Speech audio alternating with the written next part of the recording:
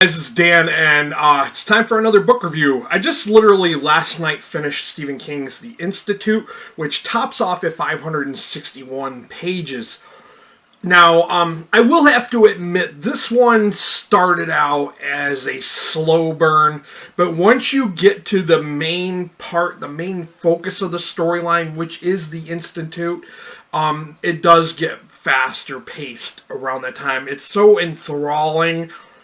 The story is so suspenseful and thrilling that I would say that that's the point where you're going to want to really pay attention and you're going to be more engrossed into the story. Whereas I hate when King, and I know King's not the only author that does this, but you sometimes see Stephen King doing this thing where he has this character is like he's going to play a major role somehow in the story's mid to end. And he always starts out with this slow, drawn-out introduction about the character, which I find very unnecessary. We learn like a few little things, a few little minor details about this guy, and like I said, I just thought it wasn't necessary to go in that depth of the character for someone who just shows up at the end, but it is what it is. This book won Goodreads 2019 for horror, and I'm going to have to say, I don't think that The Institute classifies as a horror book. It reads more as a thriller, a psychological thriller, I guess you could say. It didn't really feel like a horror book to me.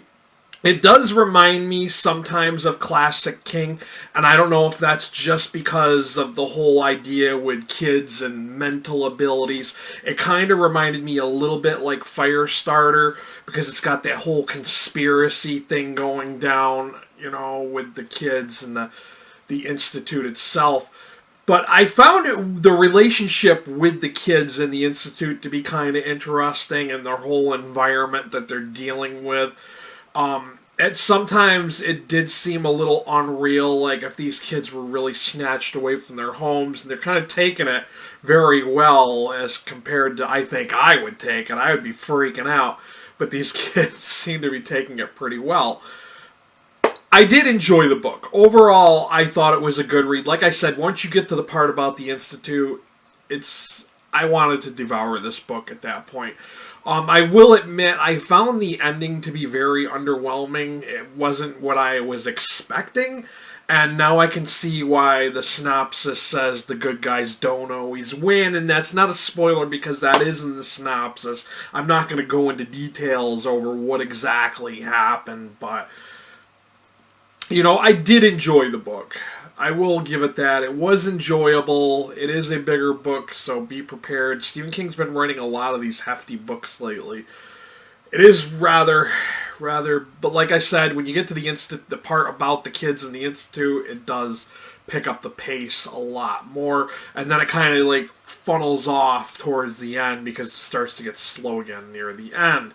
And we learn that the Institute may be more to it than what you initially were thinking when you first got into the story.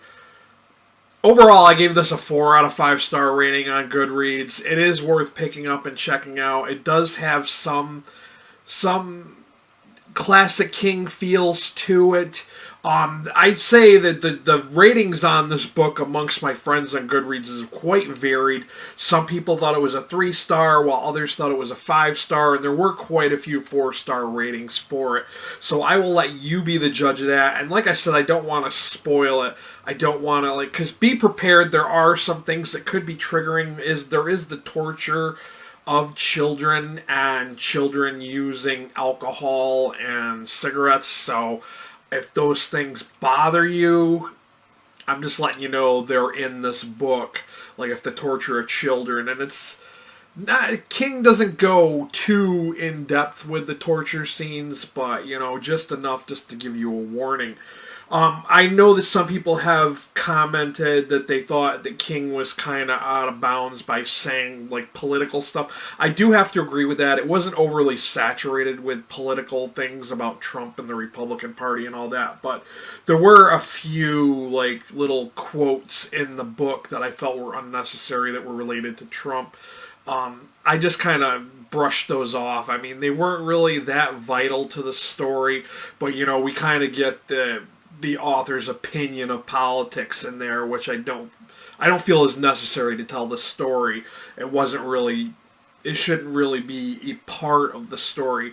That was like, there was kind of like a stupid comment about one of the characters wearing his hat backwards, and he is an Eminem fan, which I thought was really lame and tacky.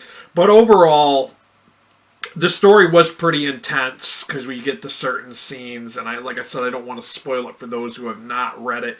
It is worthwhile checking out if you can disregard certain things. They're very brief mentions of political things, so that was good at least. Of course, as always, I will have a link to Amazon for those of you in the U.S. if you'd like to check this out for yourselves. For those of you outside the U.S., I will have a book depository link. And if you came here looking for book reviews and recommendations, please hit that subscriber button. While you're there, hit that notification bell so you know you're well aware of when I upload again. It's been kind of a busy week. I am an essential worker. I'm working full-time, and yeah, I've been filming a lot of videos, so there's going to be a lot of content coming up lately in the next week or two. I'm going to try to spread them out so every other day as of the time of filming this. But that's all I got for you guys. Thank you for watching. I appreciate all of y'all that have been purchasing stuff through my links and the new subscribers. That's all I got. This has been Dan. Until next time, later.